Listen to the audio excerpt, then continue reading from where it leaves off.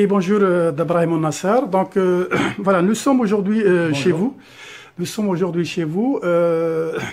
Vous avez émis le souhait de donc d'évoquer une certaine histoire particulière de votre parcours. Hein, qui vous tient vraiment à cœur, une histoire dont vous allez nous donner les détails. Voilà, on vous écoute. Voilà, voilà. Donc voilà, présentez-vous déjà. Brahim Nasser, vous savez bien que c'est le voilà. Marocain. J'avais une édition Cléopâtre pour la production de musique du Maghreb, Algérie, Maroc et Tunisie.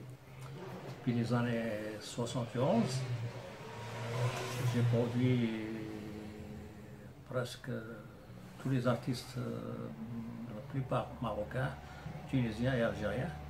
Les Marocains parmi les Marocains, Nasriouane, Abed Khiyat, Naïma Sameh, Halim Shahab, Doukali, Haza Hamdaouia, L'Azaz. Comment dirais-je, enfin, il y a tellement Mouhababa, Boutbol. C'est la partie marocaine, hein? La partie marocaine. Alors, la partie, enfin, une de la partie marocaine. D'accord. En Algérie, c'est Driassa, Rabah Driassa, Ikma Gillat, Ikma Slayan, Sliman Azam, Grouabi, Allah yarhamou, Chaou, Boujmal Arqes, Ammar Al-Achab. Et bien d'autres. Disons, à l'époque, quand je suis arrivé dans la musique, la plus grande clientèle qu'il y avait, c'était la clientèle algérienne. Et c'est pour ça que j'ai démarré avec beaucoup d'artistes algériens. Et j'avais des amis en même temps qui étaient producteurs algériens en Algérie. Et quand ils se déplaçaient ici en France pour acheter du matériel, ben, ils me cédaient les bandes. Il me cédait les droits pour l'Europe. Alors moi je prends les droits pour l'Europe, moyennant une somme d'argent qui leur permettait d'acheter du matériel pour faire la duplication en Algérie. C'est-à-dire du matériel qui coûte à l'époque très cher et qui n'existait pas en Algérie. Alors ils sont obligés de venir en France, de l'acheter en France. Moi j'achetais des bandes. Alors les Tunisiens, il y a Qassem Kafi, Soulaf, هذه حبوبة اسماعيل حطاب أصحاب الكلمة il y a tellement de chanteurs, beaucoup de chanteurs. De toute façon, je vous dis, ça c'est entre, c'est même pas, si vous voulez, 5% du nombre d'artistes que j'ai enregistrés entre l'Algérie, le Maroc et le Tunisie. Vous pouvez nous donner donc la date de départ hein, de votre La date de départ, c'est en 1971. Voilà, c'était en 1971. Création donc du label des éditions Cléopâtre. Voilà, j'étais dans l'imprimerie, je suis photograveur. Et à partir de là, j'ai commencé à faire de la musique. Alors j'ai travaillé pendant une année dans l'imprimerie. Enfin, une année, je faisais la nuit. Et le lendemain matin, je vais à Barbès pour ouvrir mon magasin pour vendre à l'époque les 45 tours. C'est-à-dire, moi je suis rentré dans l'imprimerie en 1967. 67 jusqu'à 72. Parce que quand j'ai ouvert le magasin en 1971, j'ai continué à travailler dans l'imprimerie par peur de ne pas réussir dans la production de musique. Et finalement, un an après, j'ai laissé tomber l'imprimerie pour me consacrer à la production de la musique. Racontez-nous la première production que vous avez faite avec la bande que vous avez achetée chez Hattab. Hein, c'était en quelle année? Oui, c'était en 71. C'était un producteur algérien qui venait pour vendre des bandes ici en France. C'était à Atlas, c'est ça? À Atlas. Atlas, ok, oui. À Bouziane, il s'appelle Bouziane. D'accord. Alors il a ramené une bande, il me l'a confiée pour que je vends la bande à un producteur. Finalement, je n'ai pas trouvé d'acquéreur. J'ai gravé un 45 tours à l'époque. dans un studio et je l'ai fait écouter dans un magasin par un revendeur de musique. Finalement, les gens réclamaient le 45 tours, réclamaient ce titre. J'ai essayé chez un autre producteur, c'est le même cas. Les gens, dès qu'ils écoutent, qu'ils entendent la chanson, ils veulent acquérir le 45 tours. D'accord. Alors, elle a eu un succès commercial en quelque sorte. Finalement j'étais obligé d'aller fabriquer moi-même le 45 tours, je l'ai fabriqué et j'ai commencé à livrer les magasins. Et à l'époque, je n'étais pas encore producteur. Absolument. J'ai déposé juste la marque, comme quoi Cléopâtre. J'ai déposé Cléopâtre, c'est normal, il faut avoir un label. J'ai déposé la marque et j'ai commencé à fabriquer les 45 tours et les vendre dans les magasins de détail. Et j'ai continué, en même temps, je travaillais dans l'imprimerie, j'ai continué à travailler dans l'imprimerie. Jusqu'en 72 où j'ai... Vous avez ouvert une boutique, c'était à Barbès. J'ai ouvert une boutique de vente de musique. Voilà. Et je suis resté un an à faire les deux, à travailler dans l'imprimerie la nuit et dans la journée j'ouvre le magasin. Et quand finalement, je ne pouvais plus continuer, j'étais obligé de laisser tomber l'imprimerie et me consacrer à la production de musique.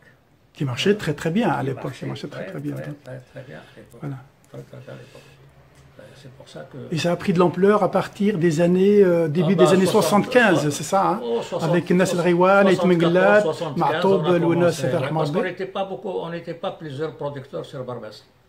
On était 4 ou 5. Il y avait Suleiman, La Voix du Globe. Il y avait Suleiman, il y avait Casafon, il y avait Minibi, il y avait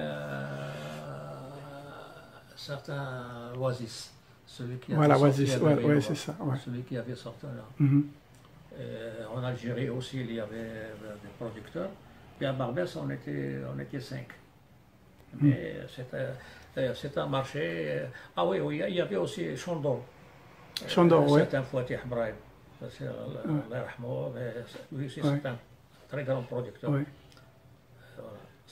Et c'est à partir de là que j'ai commencé à travailler, à investir dans la production. Notamment avec Nas El Riwan. Hein, oui, Nas El Riwan. En 75, c'est ça? J'ai commencé à Nas El Riwan pour les faire venir en France. Pour les faire venir, j'avais proposé à l'époque à l'ambassade du Maroc de faire venir Nas El Riwan pour qu'il chante pour la fête du trône. Mais malheureusement, Nas El Riwan n'avait pas de passeport. À ce moment-là, j'avais demandé à un ami qui s'appelait Abdel Mbarak, c'est un grand homme. Je lui ai demandé, je lui ai dit comme quoi que je pouvais faire venir Nas El Riwan pour chanter à l'occasion de la fête du trône, mais ils n'ont pas de passeport. Alors, il a arrangé l'affaire, il m'a fait une lettre que j'ai envoyée à Nas El Riwan. Et ils sont venus avec un passeport collectif. Passeport collectif, c'est-à-dire un passeport où il y a les 4 photos de Nas El Riwan. Et ils sont venus comme ça. Et c'est à partir de là, quand ils sont venus, ils ont chanté pour la fête du trône. À partir de là, ils sont partis à Casablanca et ils ont eu un passeport chacun. Ils leur ont délivré un passeport chacun. Et c'est comme ça que Nas El Riwan est arrivé vers 75, 1975. 75, voilà. Et tout de suite après, donc vous les avez présentés à l'Olympia. Après, ils sont venus, ils ont fait ça à l'Olympia, à l'Amitié était plusieurs fois. Voilà. Ils ont chanté à Forest National. À Bruxelles, en Belgique. En Belgique. À l'Olympia, ils ont chanté avec. Ils ont passé avec Bzeza et Baz, les deux. Les deux comiques marocains. D'accord. Ils étaient tous les deux dans le programme. Après, ils sont partis à Forest National en Belgique. Après, ils sont en Hollande, dans toute la France. Ils ont fait Paris. C'est comme ça qu'on a dit que voilà, ils ont été universalisés. Après, voilà, ils sont devenus universalement connus partout. Même leurs disques en Libye, en Tunisie, mais en Europe partout. en Angleterre, ils ont chanté. Ils ont fait même des scènes publiques, notamment une scène du côté de Trocadéro, la seule place de Trocadéro, à 14 juillet, il me semblait, dans les années 76, 77. Ils ont fait, on les appelait les Rolling Stones marocains à l'époque. Voilà. Non, non, mais j'étais connu mondialement après. Même, ils avaient un grand succès. Même comme il s'appelle, Paco Abdelrahman.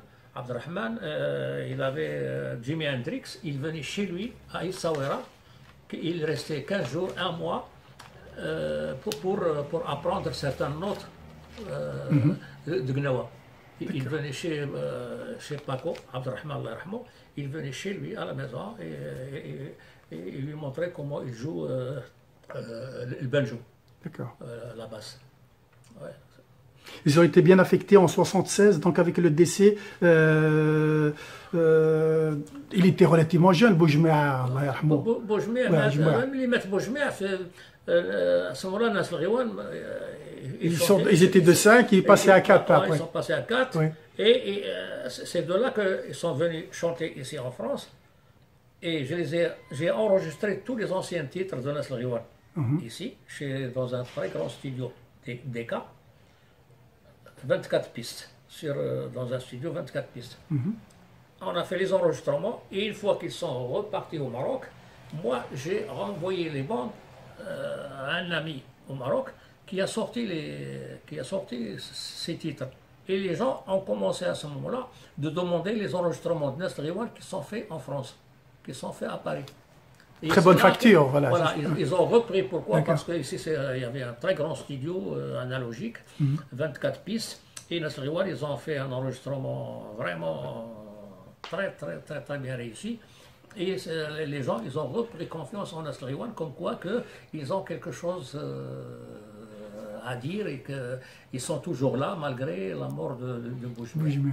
Et c'est de là qu'ils sont repartis encore en flèche. Jusqu'en 79 que j'ai commencé à leur faire le film Taronja. D'accord. Voilà, j'ai fait un film avec Abdou Achouba. Avec Abdou Achouba en tant que réalisateur. Et à l'époque, il était étudiant ici. Il m'a été présenté qu'on voit ici Abdou Achouba, voilà, pour le présenter. Hein.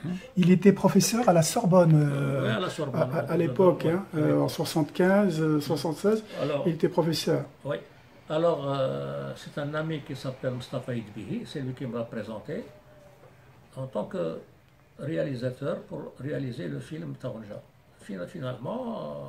Taronja, en français, c'est la louche. La louche, voilà, la louche. Aranjan, Aranjan. Alors, on a fait ce film-là, il est passé, c'est moi qui ai tout payé, les techniciens, les négatifs des films, le laboratoire, les doublages, le son, tout, c'est moi, les copies, tout, c'est moi qui ai tout investi, même pour les déplacements de Nasr Ghiwane et tout. Et Abdou Achouba, il venait juste prendre des copies pour aller faire des festivals. Abdou Achouba, il est parti à ce moment-là à Carthage, le film a été primé à Carthage, il a été sélectionné à Venise, sélection officielle à Venise, il est passé aussi à Cannes, il est passé au festival d'hier au cinéma. C'est une ville qui s'appelle Hier, au festival, plus beaucoup de festivals que Abdou Achouba est allé présenter le film. Moi, je paye juste les copies et Abdou Achouba, et il va pour présenter le film. Mais ma surprise, c'est que je me suis aperçu que M. Abdou Achouba, en 1980, c'est lui qui, je ne sais pas par quel biais, il est allé au Centre cinématographique marocain. À l'époque, il y avait son ami Souhaïl Ibn Barka. C'est lui qui m'avait délivré moi une attestation comme quoi je suis producteur du film Taronja. Et il a versé la somme de 200 000 dirhams à l'époque en 1981. il l'a versé à Abdou Achouba. C'est Abdou Achouba qui s'est accaparé des subventions du film.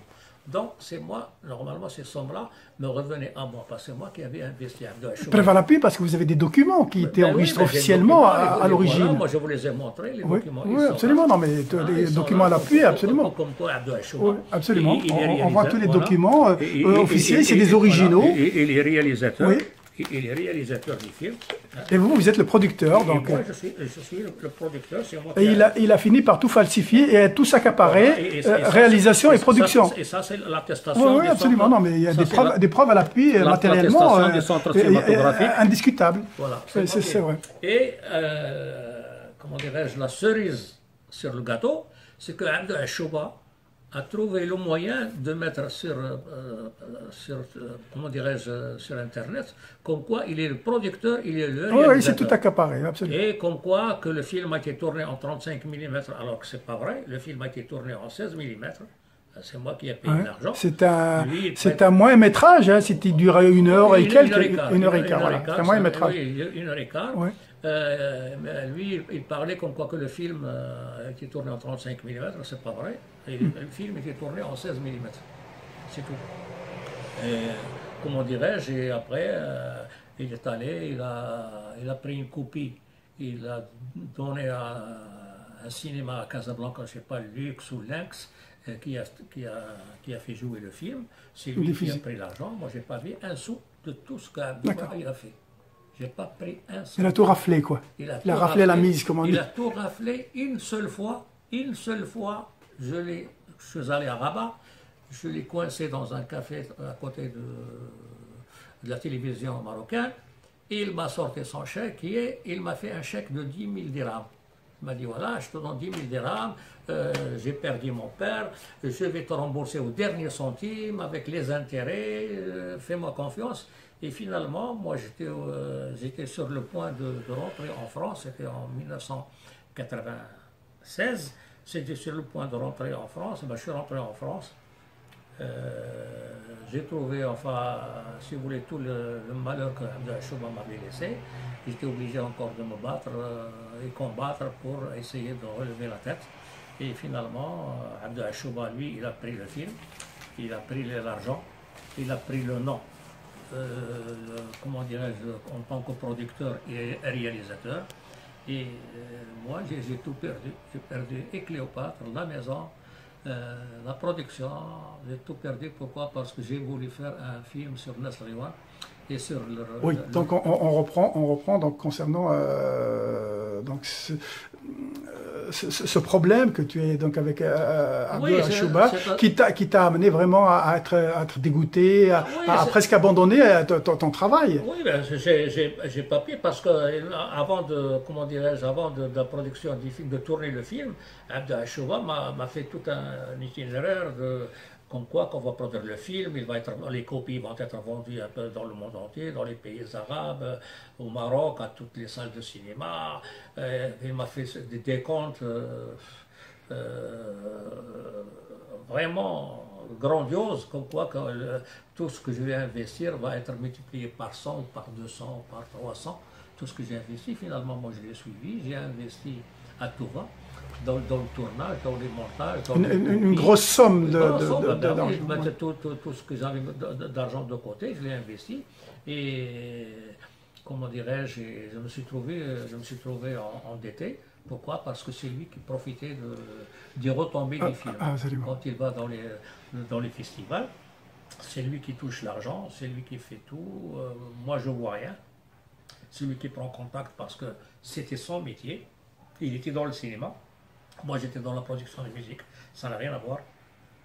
Et de là, j'ai fermé boutique. J'étais obligé parce que j'étais surendetté.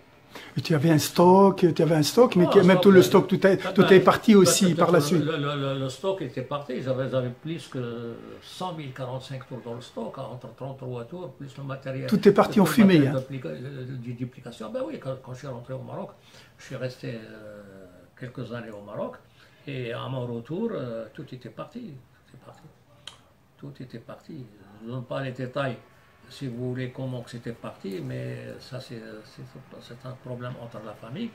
Mais ce qui m'a fait mal surtout, c'est que Abdel Achouba a pris l'argent, la subvention, et en même temps il s'est accaparé du film comme producteur. Maintenant, Abdel Achouba est associé dans un très grand studio en Italie. Il a des sociétés, il est au Maroc, il roule vraiment, on peut dire qu'il roule sur l'or au Maroc, et grâce à mon film et grâce aux fruits de mon film. Absolument. Grâce aux fruits de mon film. Il m'a pris le film et il m'a pris même la subvention du CCM, du Centre cinématographique marocain. Et le Centre cinématographique marocain, malgré qu'ils m'ont donné une attestation comme quoi le contrôle des films, il m'a donné l'attestation comme quoi je suis le producteur, ils ont fait le chèque à M. Abdel Achouba. Pourquoi? Parce que il avait des soutiens, il avait des très gros soutiens là-bas au Maroc. Il avait le bras long. Il avait le bras long au niveau de la corruption des cadres. Non, bien sûr. Des hauts fonctionnaires. Il est allé, comment dire, il prétend connaître M. Azoulay, il prétend me connaître ministre tel, il a des photos avec.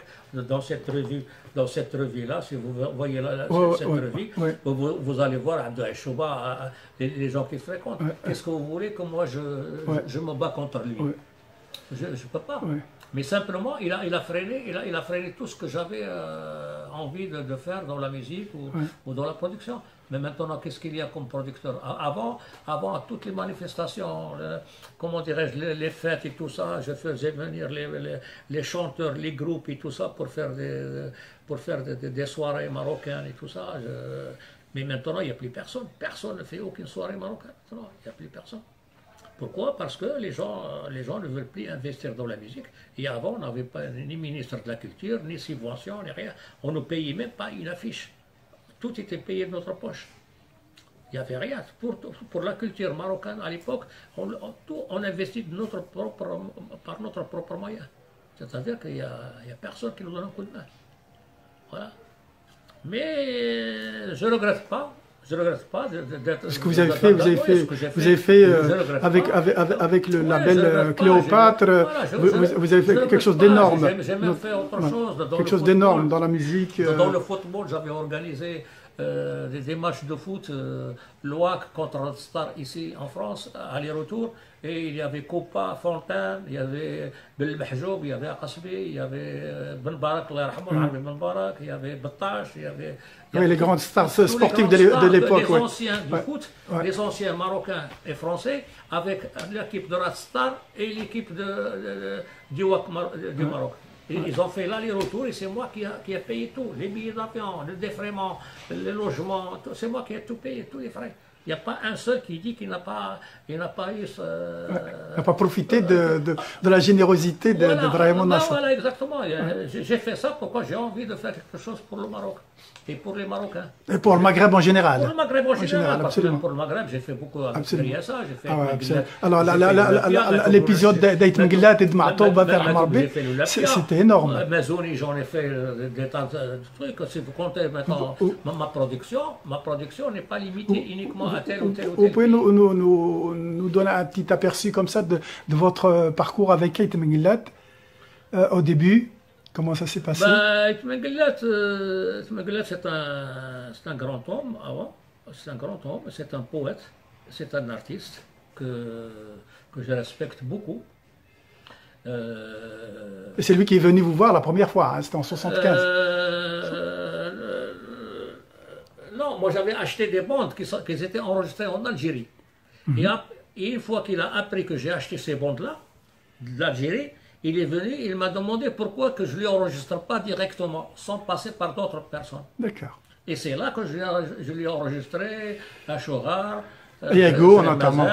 Le Hlak, Atine Raben, je les ai enregistrés avant, quand il y avait le 45 tours. Après, je lui ai fait Amshahad. Après, je lui ai fait Attar. Après, non, je lui ai fait Khedman ou Sakhan, le premier. Le premier. C'est un 33 tours. Voilà. En duo. Voilà, en 33 tours. 33 tours. Après Amjad, après Attar. Et le dernier que je l'ai fait, c'était Ayago. Voilà. qui a eu d'énormes succès. C'était un énorme. Tous ont eu un grand retentissement. Il fallait que j'ai attendu public. un an pour qu'il m'enregistre l'album. C'était en 78. Je lui ai payé l'album en 77. Je lui ai payé 100 000 francs à l'époque, d'avance. Il est revenu pour m'enregistrer un an. Après, il est venu pour m'enregistrer. Tellement il y avait un contrat de confiance morale avec Contrat de vous. confiance avec Meguelef, je peux vous dire que Ait Meguelef, c'est un artiste de parole et qui m'a jamais signé ni reconnaissance de dette, ni contrat pour un titre. Ça a toujours été quelque chose, si vous voulez, de confiance. Confiance verbale. Confiance mutuelle. Et il a enregistré, il prend son argent, il s'en va. Et moi, je ne lui exige pas. Il a besoin d'argent, je lui avance l'argent, je ne lui fais pas signer un papier comme quoi une reconnaissance de dette. C'est un homme de confiance et c'est un grand homme, comme je vous dis, et c'est un poète que je respecte beaucoup d'ailleurs. On est toujours en bon terme. Et là, l'apothéose, c'était l'Olympia en 76. L'Olympia, il y avait des affiches dans le métro. C'est la première fois qu'on fait des affiches dans le métro, dans les couloirs du métro, dans les bus et tout, l'affiche d'Ait Meguelef. Je peux vous dire que ce dimanche-là, on a travaillé guichet fermé. Donc, d'Abraham, on va reprendre donc cet épisode de l'Olympia de Matoub, Allah yarhamou. Matoub, c'est facile. Matoub, quand il a vu que j'ai fait l'Olympia avec Meguelef, il était intéressé. Voilà, il était intéressé, malgré que moi je ne l'ai pas produit, je ne l'ai jamais produit. Et il m'a demandé pourquoi que je ne l'ai fait pas l'Olympia. Mais comme on était amis, j'avais du respect pour lui, il m'a demandé, je lui ai dit, je vais me renseigner, je vais voir avec le directeur, le patron de l'Olympia, Bruno Catrice à l'époque, avant sa mort.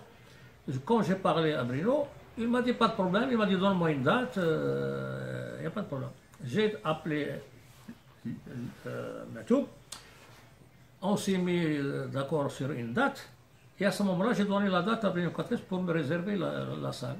Et on a fait une soirée qui était, il était magnifique, il y avait du monde, Matoub il était content, avec Malika Domran.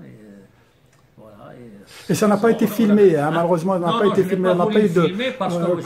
Comme Ait Meguelef, par exemple. Non, je n'étais pas son producteur, je ne l'ai jamais produit.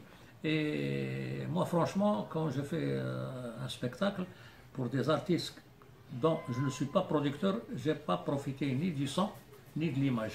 Parce que ce ne sont pas mes artistes et je n'ai aucun droit de.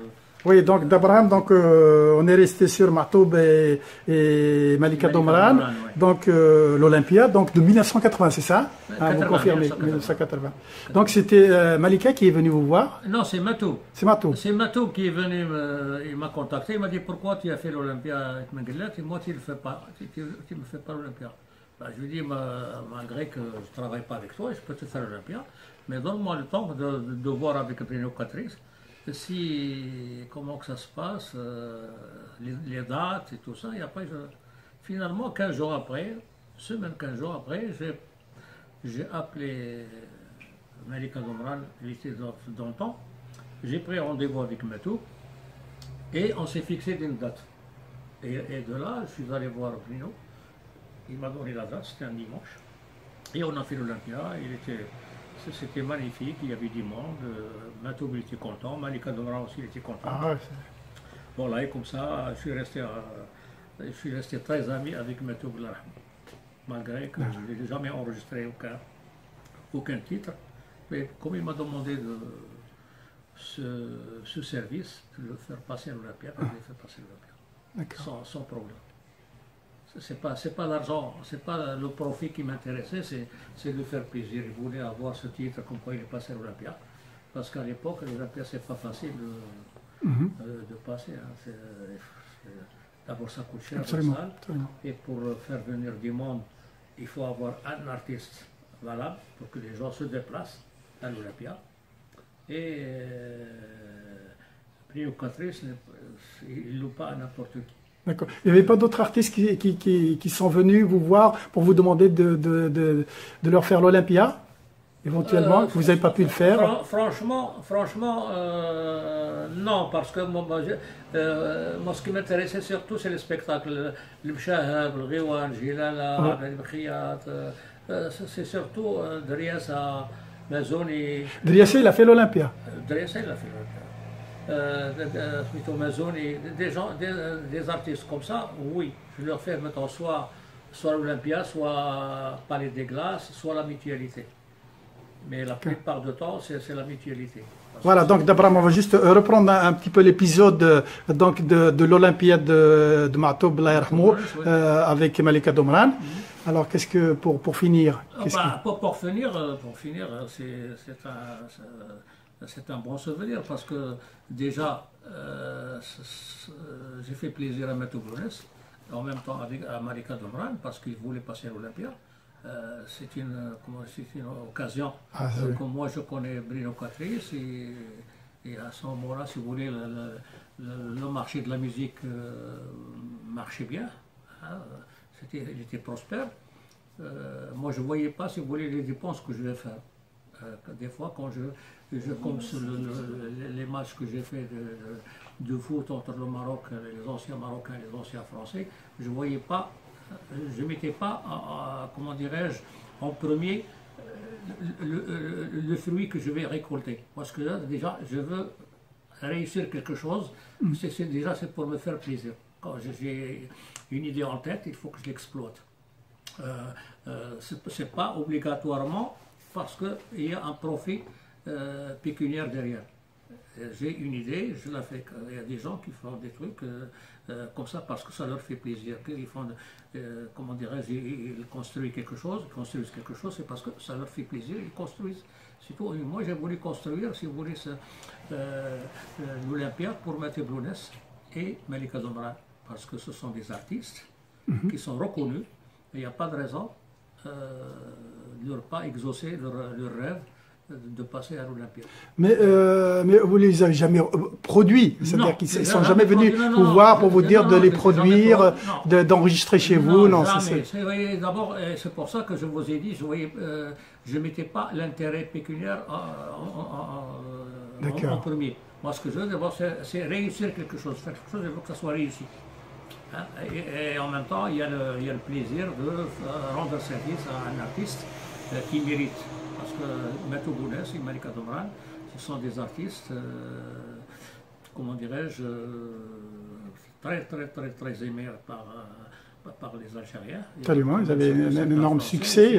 Mais les Européens, comme Ma'toub Lounès, il y a des Français qui l'aiment. Absolument.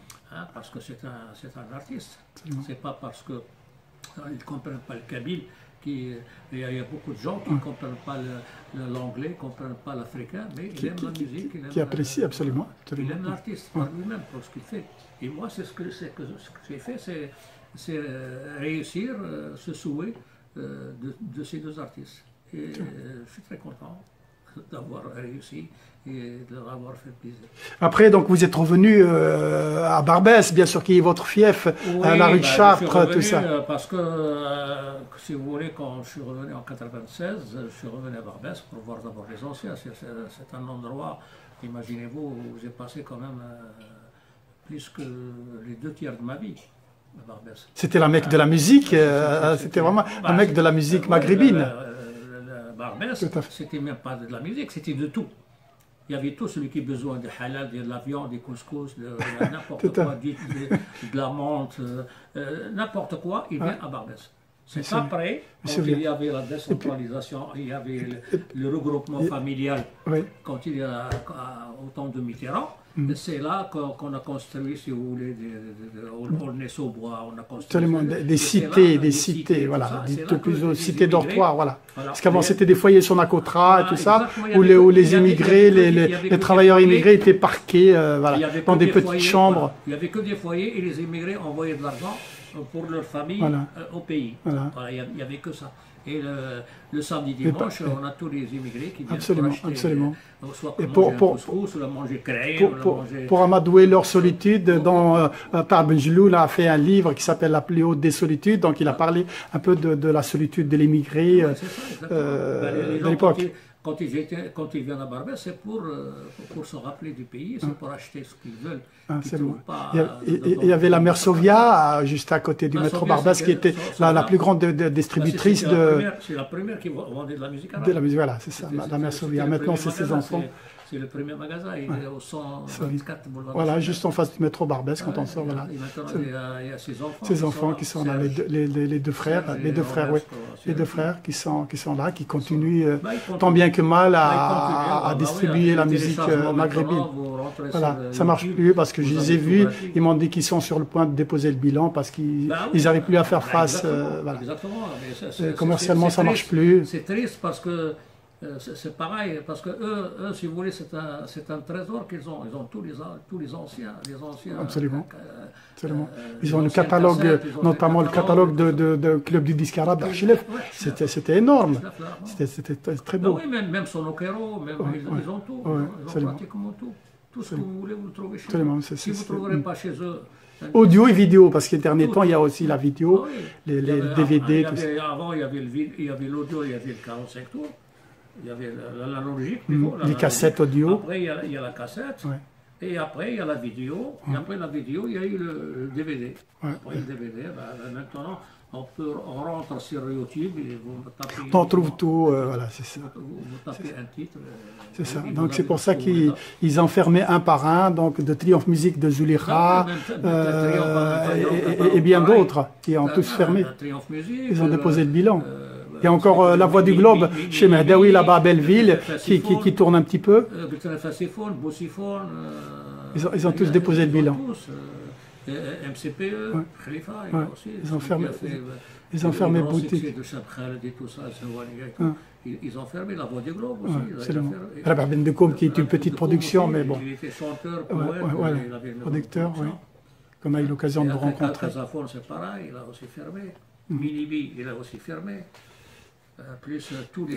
Il n'y a plus personne maintenant. Il reste encore Michel Lévy, quelque part. Michel Lévy qui fait des reprises d'ailleurs. Voilà, c'est un repreneur de catalogue. Oui, il travaille surtout sur les téléchargements et il travaille avec l'export. Il travaille avec les Chinois, les Japonais, voilà, c'est ça. Américains. Mais il a acheté plein de catalogues, de douches. Même vous lui avez vendu une partie de votre catalogue. Ben oui, qu'est-ce que vous voulez que j'ai personne qui fait la relève. Parce que c'est des bandes qui vont, j'ai des bandes, ils vont être à la poubelle après. Bon, comme les 50 000 ou 100 000. Vous avez eu la générosité de me confier quelques bandes que je remets au goût du jour. Je masterise, je remets au goût du jour. Je leur donne, comme vous dites, une seconde vie.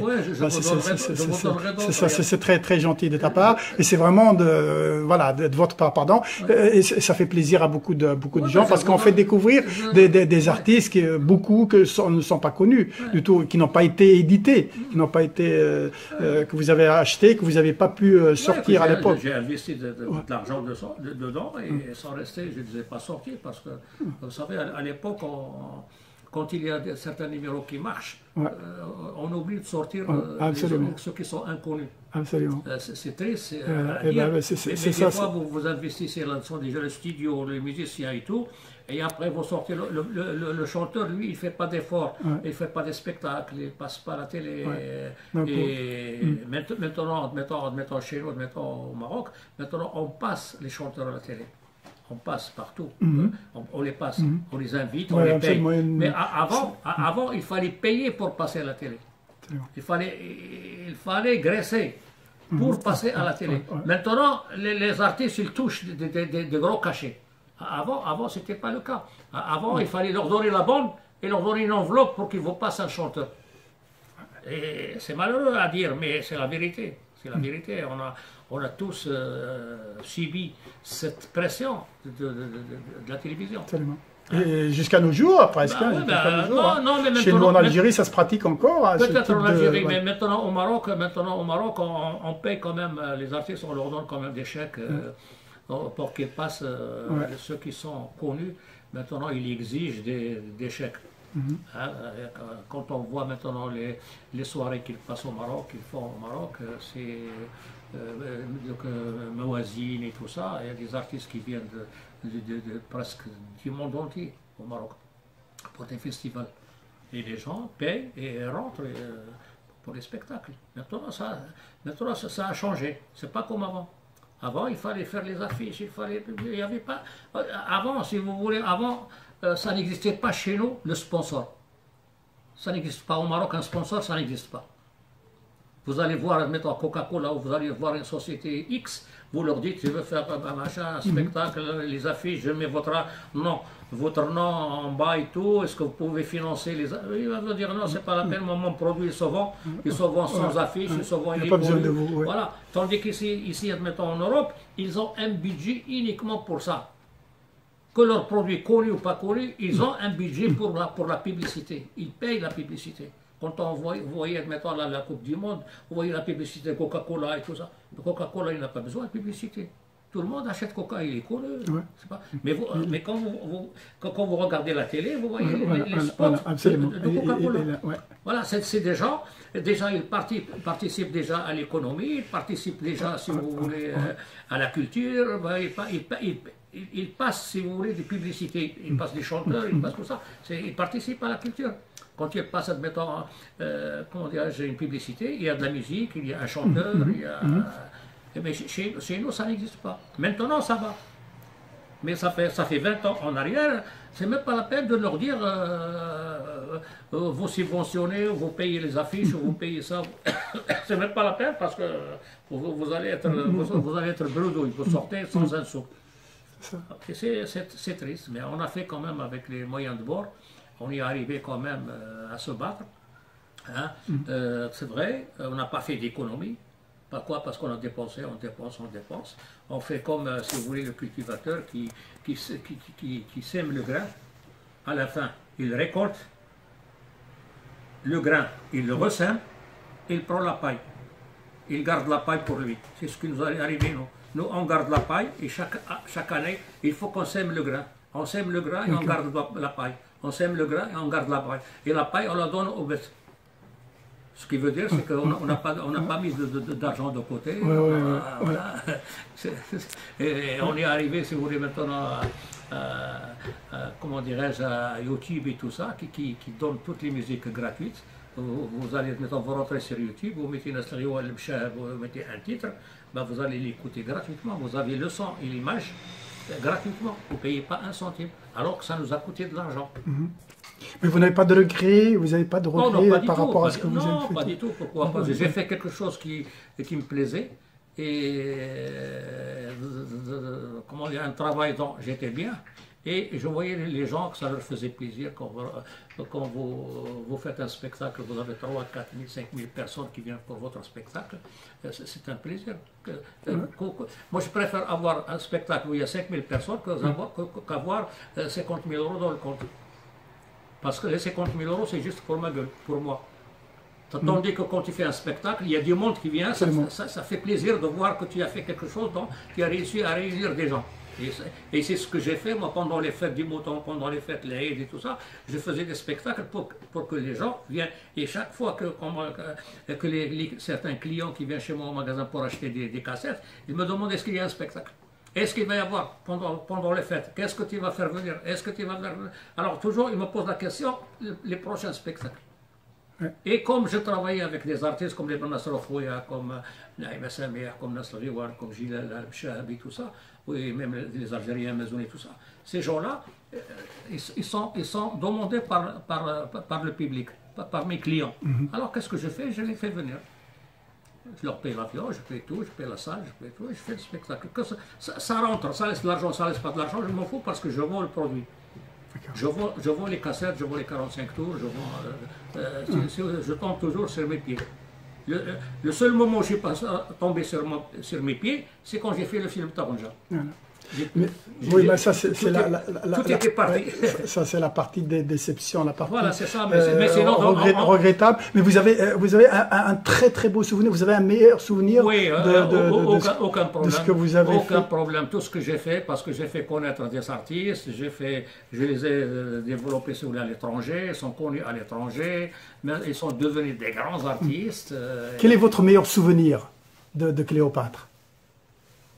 Le plus fort, le meilleur. C'est bien entendu, vous avez Nasr Riwan, vous avez Megillat, Leur spectacle, c'est toujours plein, il y a toujours du monde. Et ça fait plaisir d'être connu comme producteur de Nasriwan aussi. Nasriwan, c'est le Maroc. Il y a une époque, pour dire que tu es le producteur de Nasriwan, c'est comme si vous dites vous êtes le producteur de Johnny Hallyday ou je sais pas, d'Elvis Presley ou de Nasriwan, c'était quelque chose. On a à peu près l'équivalent aussi de Nasriwan, peut-être à un autre degré, c'est les Abranis, le groupe des Abranis, vous les avez produits, mais vous ne les avez pas mis en spectacle, vous les avez pas présentés en spectacle. Non, parce qu'eux, ils étaient, comment dirais-je, ils avaient une autre vie, ils avaient une vie un peu spéciale. Pratiquement, ils ne sont jamais ensemble, pratiquement. Parce qu'ils avaient leur travail, ils ne comptaient pas uniquement sur la chanson. D'accord, oui, c'est ça. C'est pas un groupe homogène. Pour eux, la chanson, ce n'est pas leur gagne-pain. D'accord. Hein, ils avaient autre chose à faire et pour eux, les spectacles, c'était. Ils ont fait des scopitones, bien sûr, à l'époque, des très beaux scopitones avec les Claudettes de Claude François, notamment. C'est pareil. Avec Villette, bien sûr, il a fait. Comme je vous ai dit, c'est qu'il n'y a pas de suite dans le travail. Il faut un travail dès maintenant qu'ils commencent à être. Ils retournent à leur travail d'origine. Chacun va à son boulot. Et comme les Abranis, je peux vous dire que les Abranis, ils étaient en avance par rapport à leur temps. Absolument, c'est certain. Ils étaient en avance par rapport à leur temps, parce que ce qu'ils ont fait à l'époque, maintenant, c'est ce qu'on entend maintenant à la télé, ce qu'on entend à la radio, c'est cette musique-là qu'on entend maintenant. Mais eux, ils l'ont fait, ça fait 30 ans, 30, 40 ans qu'ils ont fait ça. C'est ça, le problème, si vous voulez, c'est la reconnaissance. Il n'y a pas de reconnaissance. Chez nous, il n'y a pas de reconnaissance. Dès que tu tournes, il y a beaucoup d'artistes qui ont été déçus à la fin de l'époque parce qu'ils n'ont pas été reconnus à leur juste valeur. Il y en a qui sont arrêtés complètement. Pourquoi? Parce que même les auditeurs ne les suivent pas. C'est pas comme ici. Ici, admettons, vous avez bien vu, admettons, quand Johnny il est mort, les gens qui avaient 65 ans, 70 ans, 75 ans, ils sont venus à son enterrement. Ils l'ont suivi. Ceux qui l'ont connu à 20 ans, 22 ans, 23 ans, ils l'ont suivi. Chez nous, non. Chez nous, quand ils étaient jeunes, vous étiez là, ils vous écoutaient, ils dansaient sur votre musique et tout ça, mais une fois qu'ils ont grandi... Ils tombent dans l'oubli après. C'est tout. Les gens, ils ont mis leur gondora, ils ont mis la barbe, c'est fini, le foyer, c'est tout. Ils ne s'occupent plus ni de musique, ni de... Voilà, c'est ça le problème. Le problème, il est là. Le problème, c'est qu'il n'y a pas de reconnaissance. Maintenant, si on parle de Nasriwan, normalement les gens qui ont maintenant 65 ans, 70 ans, ils doivent aimer Nasriwan et chercher Nasriwan. Pourquoi? Parce que c'est eux qui les ont bercés dans les années 70. Dans les années 75, 80 et tout ça, ils vivaient avec Nasriwan. Ils murmuraient les chansons de Nasriwan. Alors que maintenant, ils les ont complètement oubliés. Peut-être même quand il les écoute, il dit change-moi ça, enlève-moi ces chansons-là. Alors que il vivait avec titres, avec leurs titres. Ça, il n'y a pas de reconnaissance.